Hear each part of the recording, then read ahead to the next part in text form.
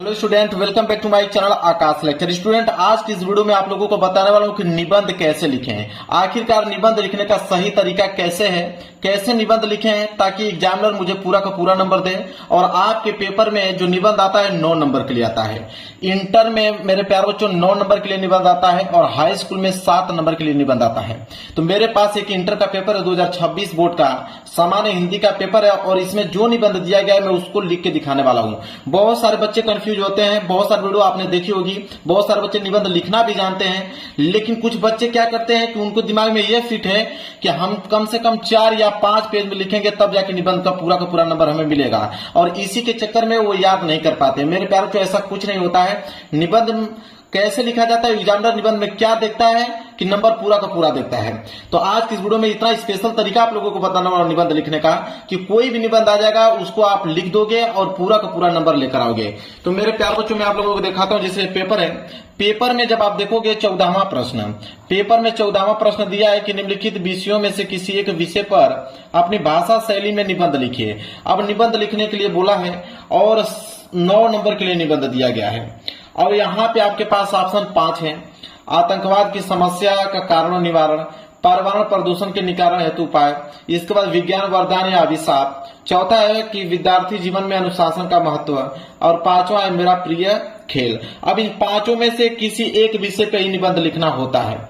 अब मेरे प्यारे बच्चों जो सबसे ज्यादा इंपॉर्टेंट है, जो कॉमन है कि हाई स्कूल और इंटर दोनों में पूछा जाता है सबसे ज्यादा, वो इस पे है कि पर्यावरण प्रदूषण के निवारण के उपाय। सबसे ज्यादा इंपॉर्टेंट है, कॉमन है। मैं आपको बता दूं कि 95% निबंध की अगर बात करूं, ये वाला निबंध 95% पूछा जाता है पेपर में, चाहे वो हाई स्कूल का दे रहे हो चाहे इंटर का दे रहे हो। ये इंटर का पेपर में बता रहा हूं, हाई स्कूल में भी सेम ऐसा ही आता है। बस 7 नंबर का वहां होता है, ये 9 नंबर के लिए है। अगर मान लीजिए कि पर्यावरण प्रदूषण पे आप लोगों को निबंध लिखना है तो आप सबसे पहले लिखोगे कैसे, और एग्जामिनर पूरा का पूरा नंबर आप लोगों को देगा।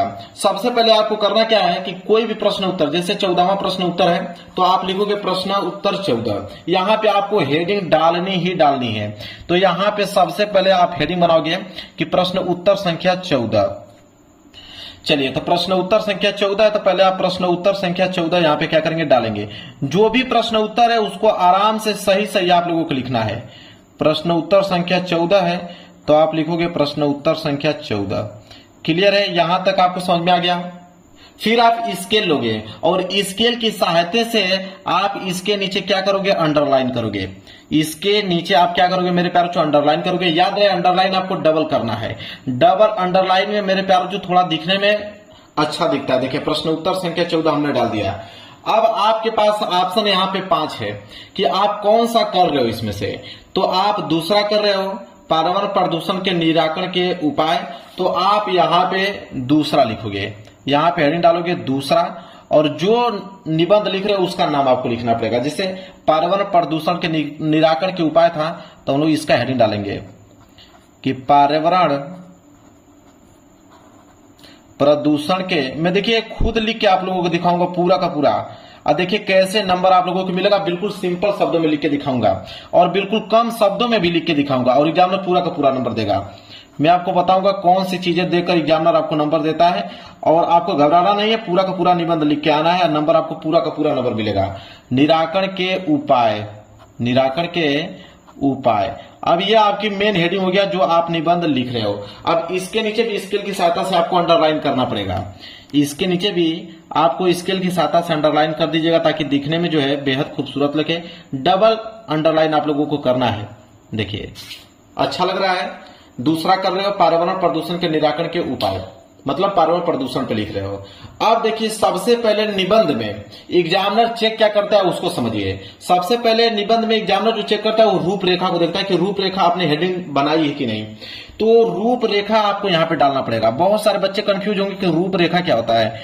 रूपरेखा का मतलब होता है कि इस निबंध में आप कौन सी हेडिंग डालने वाले हो, किसके बारे में लिखने वाले हो, सारी की सारी हेडिंग इकट्ठा आपको लिखना होता है रूपरेखा में। तो जैसे रूपरेखा में लिखेंगे हम लोग, रूपरेखा में पहली हेडिंग, देखिए कोई भी निबंध लिख रहे हो उसमें से पहली हेडिंग प्रस्तावना होनी ही चाहिए, चाहे आप किसी पे भी निबंध लिख रहे हो। तो रूपरेखा में पहली हेडिंग क्या होनी चाहिए, प्रस्तावना। सारे बच्चों का कोई भी निबंध लिख रहे हो, ये नहीं कि सिर्फ इसी टॉपिक पे, किसी भी टॉपिक पे लिखोगे तो सबसे पहली हेडिंग जो एग्जामिनर चेक करता है वो प्रस्तावना होता है। प्रस्तावना के बाद एक हमने हेडिंग प्रस्तावना डाल लिया। हम निबंध किससे लिख रहे हैं? पर्यावरण प्रदूषण के निराकरण के उपाय पे लिख रहे हैं। तो सबसे पहले प्रस्तावना के बाद हम लिखेंगे कि प्रदूषण, क्योंकि प्रदूषण पे लिख रहे हैं कि प्रदूषण का अर्थ क्या है, ये भी बताना पड़ेगा ना प्रदूषण है क्या। तो दूसरी हेडिंग हम यहाँ पे बनाएंगे प्रदूषण का अर्थ। दूसरी जो हेडिंग रहेगी वो रहेगा प्रदूषण का अर्थ। ये हमने क्या बना दिया? दूसरी हेडिंग बना दिया प्रदूषण का अर्थ। इसके बाद अर्थ लिखने के बाद हम प्रदूषण के प्रकार को डालेंगे कि प्रदूषण कितने प्रकार का होता है। देखिए 9 नंबर आपको लेना है, तो मैं आपको बता रहा हूं कितना सिंपल तरीके से लिखोगे कि एग्जामिनर 9 नंबर देगा। प्रदूषण के प्रकार, यह हो गया आपका तीसरी हेडिंग रूपरेखा की। तीसरी हेडिंग आपने बना लिया। इसके बाद चौथा हेडिंग डालेंगे हम लोग कि प्रदूषण के प्रकार के बाद प्रदूषण से हानियां क्या है। तो प्रदूषण से हानियां, इसके बाद अगली हेडिंग रहेगी प्रदूषण से हानियां।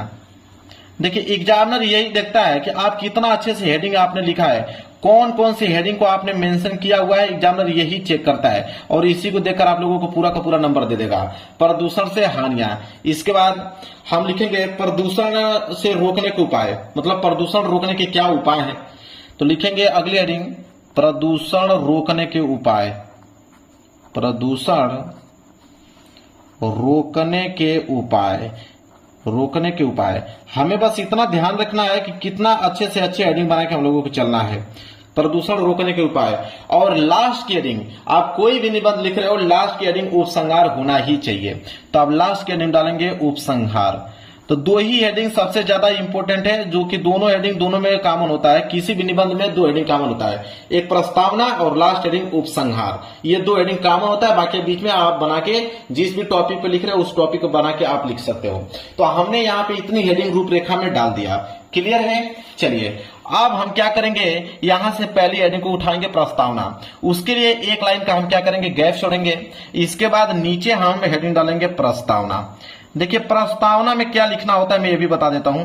प्रस्तावना का मतलब ये चीज होता है कि जैसे आप पर्यावरण प्रदूषण पे लिख रहे हो, तो प्रस्तावना में एक आपको बताना है कि आखिरकार पर्यावरण प्रदूषण है क्या, उससे हमारे समाज पे, हमारे देश पे, हमारे वातावरण पे क्या प्रभाव पड़ रहा है, उसके बारे में आप लोगों को लिखना पड़ेगा। थोड़ा सा ही टॉपिक। बहुत सारे बच्चे क्या करते हैं कि प्रस्तावना को इतना पेज में लिख देंगे। अब इतना पेज में लिखने की जरूरत नहीं है, एग्जामिनर इतना नहीं पड़ेगा। आप कम से कम 2 ही 3 लाइन लिखिए और उसको जब वो पढ़े एग्जामिनर तो उसको समझ में आ जाए कि हाँ आखिर तुम कहना क्या चाहते हो। बस आपको किताबी भाषा को नहीं लिखना कि जो किताब में दिया वही लिखना है। आप अपने तरीके से टीचर को क्या समझाना चाहते हो वो लिखना जरूरी है। अपने तरीके से आपके माइंड में उसका थॉट क्या है पर्यावरण प्रदूषण को लेकर, वो व्यक्त करने की जरूरत है। तो जैसे प्रस्तावना में मैं लिखूंगा यहाँ पे कि आज हमारे संसार में प्रदूषण बहुत ही तेजी से फैलता जा रहा है। ये तो बात कॉमन बात है, सभी यही लिखेंगे। तो लिखेंगे हम लोग यहाँ पे आज हमारे संसार में, ठीक है, लिखेंगे हम लोग कि आज हमारे संसार में, आज हमारे संसार में प्रदूषण, आज हमारे संसार में प्रदूषण बहुत तेजी से फैलता जा रहा है। लिखेंगे फैलता जा रहा है। बहुत बढ़ा चढ़ाकर लिखने की जरूरत नहीं है, फैक्चुअल चीज लिखना है, जा रहा है।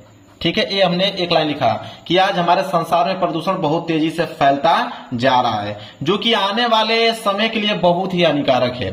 लिखेंगे जो कि आने वाले समय के लिए, जो कि आने वाले समय के लिए, आने वाले समय के लिए बहुत ही हानिकारक है, बहुत ही हानिकारक है,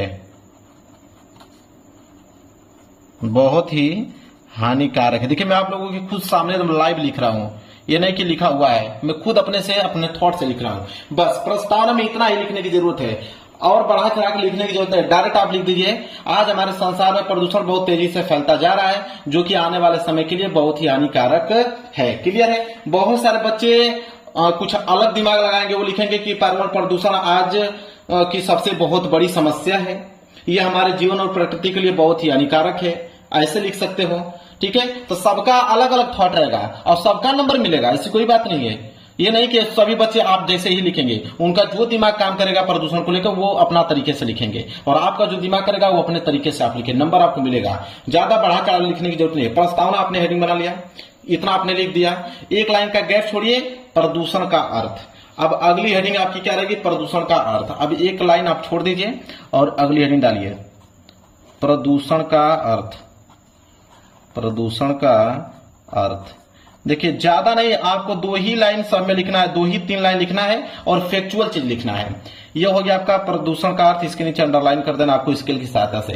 अब हम यहां बताएंगे प्रदूषण का क्या अर्थ है। तो हम लिखेंगे प्रदूषण का अर्थ है, ठीक है, लिखेंगे हम लोग यहां पे, प्रदूषण का अर्थ है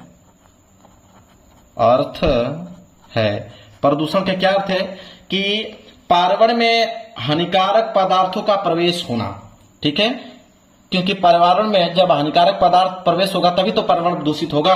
तो हम लोग लिखेंगे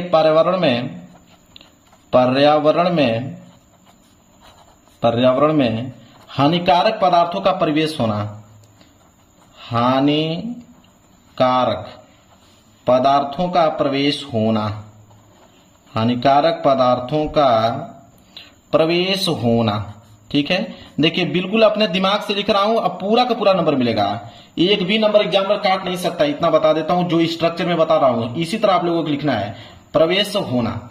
तो प्रदूषण का अर्थ है कि पर्यावरण में हानिकारक पदार्थों का प्रवेश होना। यह पदार्थ वायु, जल और मिट्टी को क्या कर देता है, दूषित कर देता है, ठीक है। लिखेंगे ये पदार्थ किसको किसको, वायु को और जल को और मिट्टी को, जल को मिट्टी को, ठीक है, क्या कर देता है, दूषित कर देता है, दूषित कर देता है, दूषित कर देता है। देखिए बस इतना ही लिखने की जरूरत है, और ज्यादा लिखने की जरूरत नहीं है। बस इतना चीज लिखोगे एग्जामिनर को समझ में आ जाएगा आप कहना क्या चाहते हो। तो प्रदूषण का अर्थ में आपने इतना लिख दिया। अब अगली हेडिंग डालोगे प्रदूषण के प्रकार, ठीक है। अब अगली हेडिंग आपकी क्या रहेगी, प्रदूषण का प्रकार। तो लिखेंगे यहां पे प्रदूषण के प्रकार, प्रदूषण के प्रकार। ये आपने हेडिंग बना लिया प्रदूषण के प्रकार। अब इसके नीचे अंडरलाइन कर दीजिएगा। अब लिख दीजिएगा प्रदूषण निम्न प्रकार के हैं। यहां पे लिखिएगा कि प्रदूषण निम्न प्रकार के हैं, निम्न प्रकार के हैं, प्रदूषण निम्न प्रकार के हैं। अब कौन कौन से प्रकार के हैं उनका नाम लिख दीजिएगा। तो आप लिखिएगा जिसमें से पहला है, पहले का नाम लिखिएगा यहां पे वायु प्रदूषण। पहले का नाम लिखेंगे आप वायु प्रदूषण, क्योंकि वायु को दूषित करता है, वायु प्रदूषण। इसके बाद आप दूसरा यहां पे लिखिएगा जल प्रदूषण। दूसरा आप हेडिंग डालिएगा जल प्रदूषण, जल प्रदूषण। इसके बाद तीसरा आप डालिएगा यहां पे कि मृदा प्रदूषण। तीसरा हो जाएगा आपका मृदा प्रदूषण। ऐसे आपको हेडिंग डालना है, मृदा प्रदूषण। और चौथा आप लिख दीजिएगा ध्वनि प्रदूषण। चौथा हो जाएगा आप लोगों का ध्वनि प्रदूषण, ध्वनि प्रदूषण, ध्वनि प्रदूषण। क्लियर है। अब हमने 4 प्रकार का प्रदूषण बता दिया। अब सबको एक एक करके यहाँ पे थोड़ा थोड़ा बताना होगा आपको। जैसे पहली हेडिंग यहाँ पे डालिएगा वायु प्रदूषण। अब वायु प्रदूषण के बारे में आपको कुछ ना कुछ लिखना पड़ेगा कि वायु प्रदूषण आखिरकार है क्या, ठीक है। ज्यादा नहीं, थोड़ा सा बस लिखने की जरूरत है ताकि एग्जामिनर को समझ में आ जाए कि वायु प्रदूषण होता क्या है। तो वायु प्रदूषण में जैसे आप लिख दोगे कि वाहनों, कारखानों और जलने वाले ईंधनों से निकलने वाला धुआं, जो कि जाके हमारे कहां प्राकृतिक में फैल जाता है, जिससे वायु प्रदूषण होता है। तो लिखेंगे यहां पे कि वाहनों, इसके बाद लिखेंगे कारखानों, वाहनों, कारखानों और जलने वाले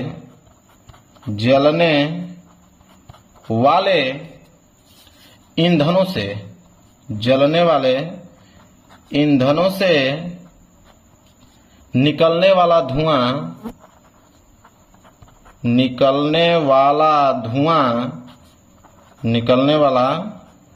धुआं हवा को दूषित कर देता है, हवा को दूषित कर देता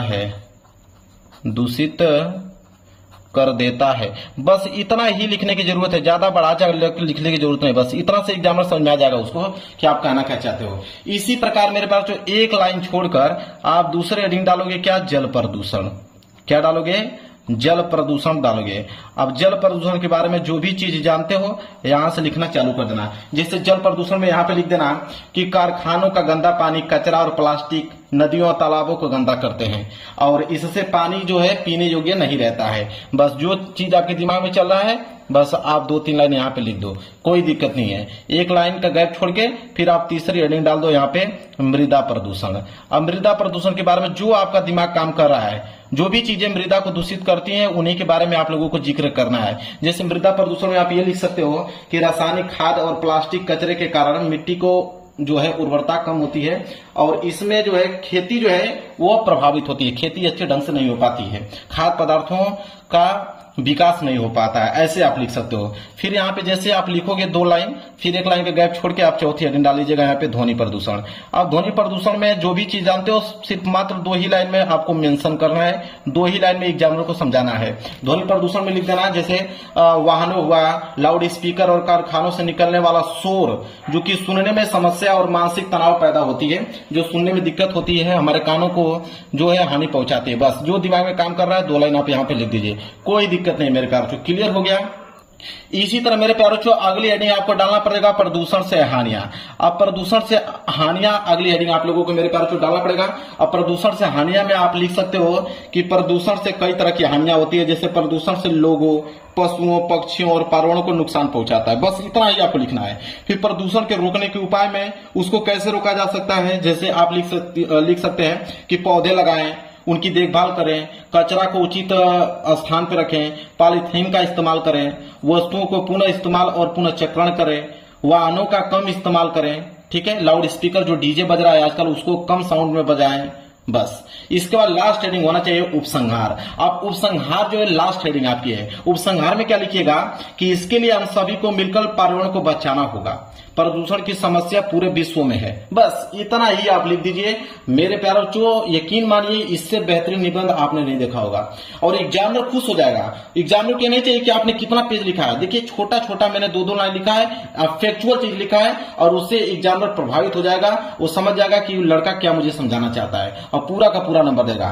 वीडियो पसंद आए तो वीडियो को जरूर लाइक कर देना, चैनल पर नए हो तो चैनल को जरूर सब्सक्राइब कर लेना।